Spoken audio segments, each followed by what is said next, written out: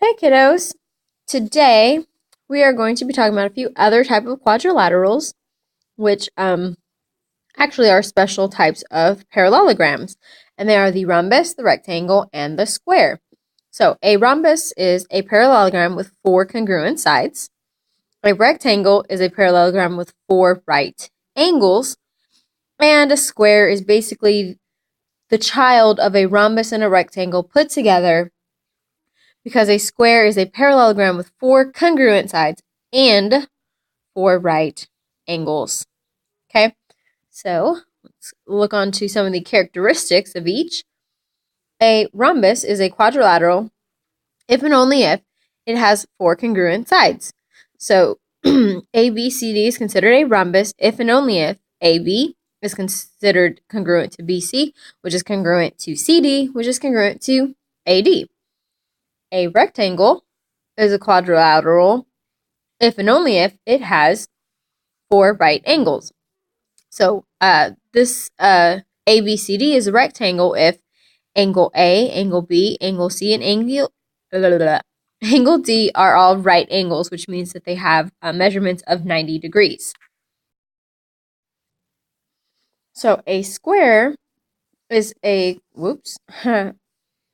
is a quadrilateral if and only if it's a rhombus and a rectangle. So remember what I was saying before is basically if a rhombus and a rectangle were to get married and they had a child, they would produce a square. So notice all the sides are congruent and all the angles are right angles. Going back to a rhombus.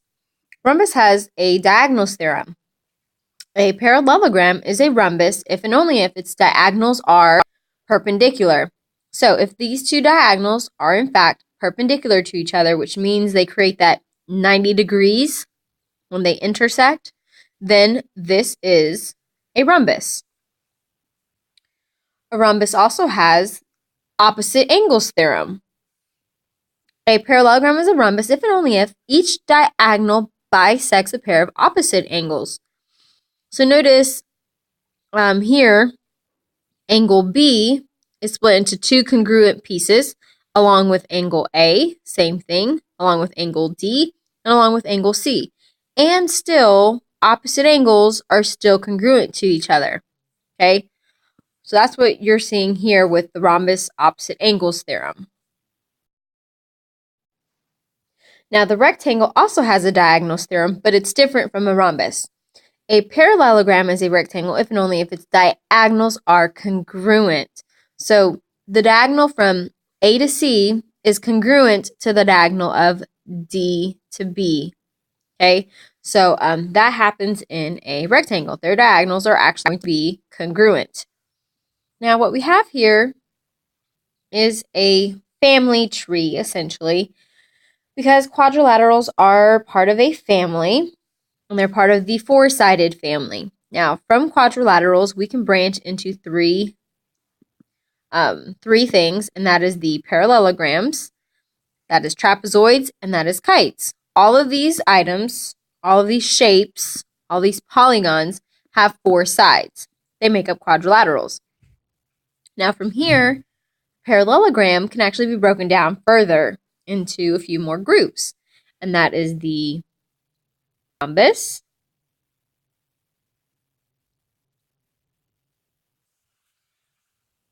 and the rectangle. And we've talked about that if a rhombus and a rectangle got together, they create together the famous square. Now, the only addition that I would add to this is that we have a trapezoid, but we actually have something also a little bit more special than just a trapezoid, and that is the isosceles trapezoid. And we'll get into these other two types later. Right now, our focus is in the parallelogram world with the rhombus, the rectangle, and the square. All right, let's look at our first example.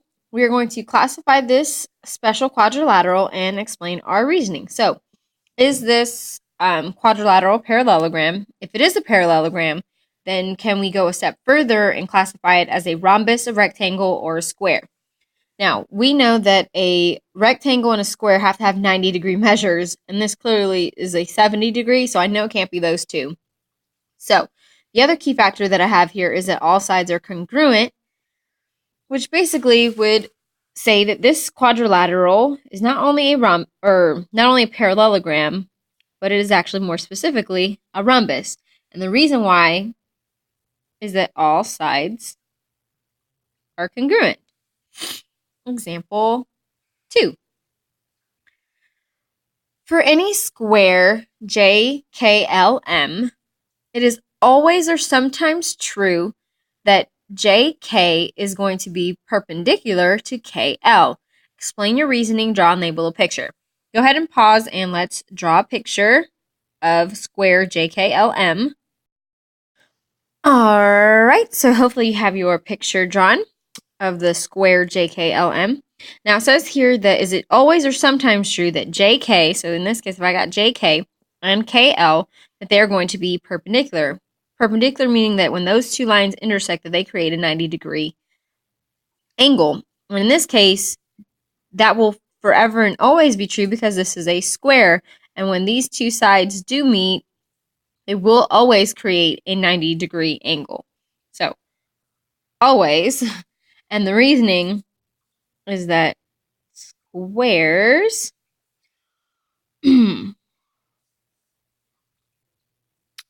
have all 90-degree angles. Have all right angles. Example 3. For any rectangle EFGH, it is always or sometimes true that FG will be congruent to GH. Explain your reasoning, draw and label the picture. Picture time. Let's peep that. Alright, so there's my picture, and we're looking at FG being congruent to GH.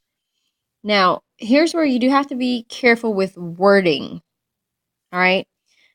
The answer to this is going to be sometimes. And the reason why is that it's only true when EFGH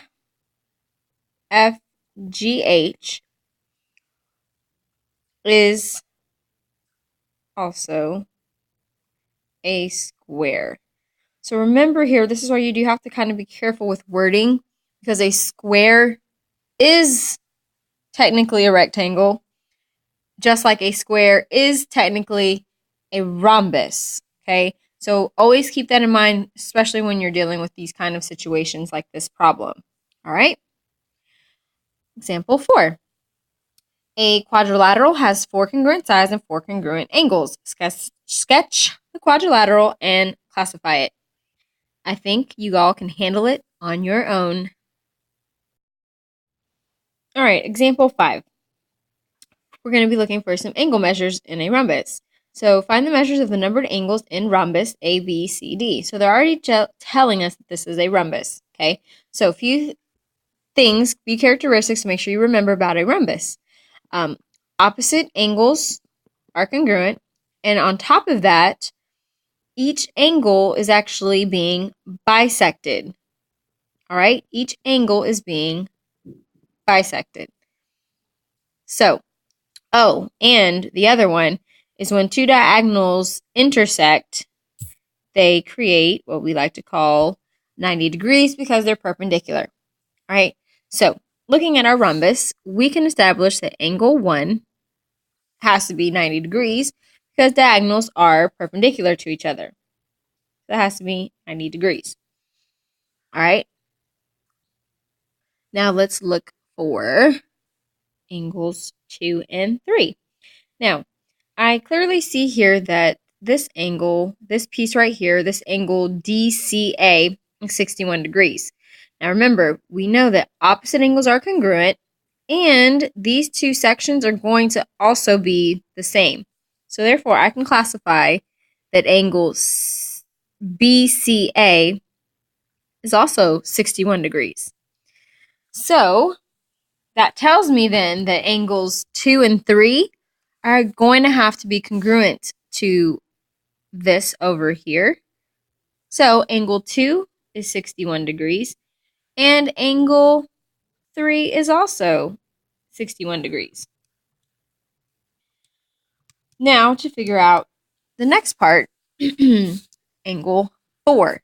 Now, I know angle 4 is going to be split into two congruent pieces, so it's going to help us out if we can figure out what this whole angle is, because then I can just cut it in half and know what angle 4 is. So we're going to have to use some knowledge about parallelograms, okay? Now, we know that angles 2 and 3 are both 61 degrees. So therefore, this whole angle here is 122 degrees. Now, because a rhombus is a parallelogram, then we can also recall that consecutive interior angles are, you got it, supplementary. So, if we were to do 180 minus the 122, we're left with 58 degrees, which means this angle here, ADC, this whole angle is 58. So to find out what just one little piece of it is, because it's a rhombus, we know it's being bisected. So half of 58 leads us with an answer that angle 4 has to be 29 degrees. All right, example 6, very similar. They're telling us that it is in fact a rhombus. Okay, so a few things that we should recall about a rhombus. Well, we don't have two diagonals, so I don't have to worry about any perpendiculars, but we do want to remember that opposite angles are congruent, and that opposite angles are also bisected. So, and throw in there what pertains to parallelograms in general is that consecutive angles are supplementary, right? So, from the get-go, I see that we're going to have to deal with the consecutive interior angles. So, therefore, I automatically know that to figure out what angle D is, I'm going to have to take 180, subtract it from 118, and I'm left with 62 degrees. So, angle D is 62 degrees. But I need to figure out what angle 1 and angle 2 is.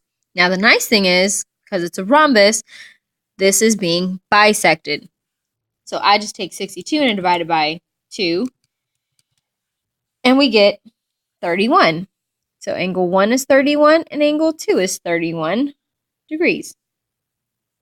Now, the nice thing about a rhombus is the opposite sides are opposite sides. I keep saying sides. Opposite angles are congruent. So therefore, 3 and 4 would be the exact same answers as 1 and 2, which is not 62, it is 31 degrees. All right, moving on. Finding diagonal lengths in a rectangle. So notice we're switching it up. We're now going to a rectangle. So what do we have to recall about diagonals in a rectangle? Hopefully you're saying that they are congruent. So in this rectangle, QRST, we have that QS, which is this whole diagonal, is 5x minus 31. And we have that RT, which is the other diagonal, is 2x plus 11. Find the lengths of the diagonals. So we know that they're going to be congruent. So to set up our equation, we would simply just have them equal to each other. So 5x minus 31 equals 2x plus 11. Now all I have to do is solve for x, plug it in to figure out what is the actual measure or length of the diagonal. So I'm going to subtract 2x to both sides. 3x minus 31 equals, that canceled out, 11. We're going to add 31 to both sides. So we get 3x, that canceled out, equals 42. And the last step is to divide both sides by 3. We get x by itself, which is what we want, and 42 divided by 3 is 14. That's not our answer, though, because the question says, what is the lengths? So now all I have to do is plug it into one of them. I don't have to plug it into both because they're going to be the exact same answer. So I'm going to go with the 2x plus 11, which was RT. And I'm going to plug in the x as 14 because that's what we worked out. So 2 times 14 is 28. 28 plus 11 leaves us with 39. So our T is 39, as is QS, because diagonals of a rectangle are congruent. Okay, so final example. Decide whether parallelogram ABCD with vertices A is at -2, 6, B is at 6, 8, C is at 4, 0, and D is at -4, -2 is a rectangle, rhombus, or a square. Give all names that apply. Explain your reasoning. So, first thing that we need to do is make sure that this actually is going to be a parallelogram, meaning that the opposite sides are actually, in fact, parallel, which means we gotta peep that slope for this. So, from A to B, we go up 2. So we go up 2, and then we go to the right 1, 2, 3, 4, 5, 6, 7, 8.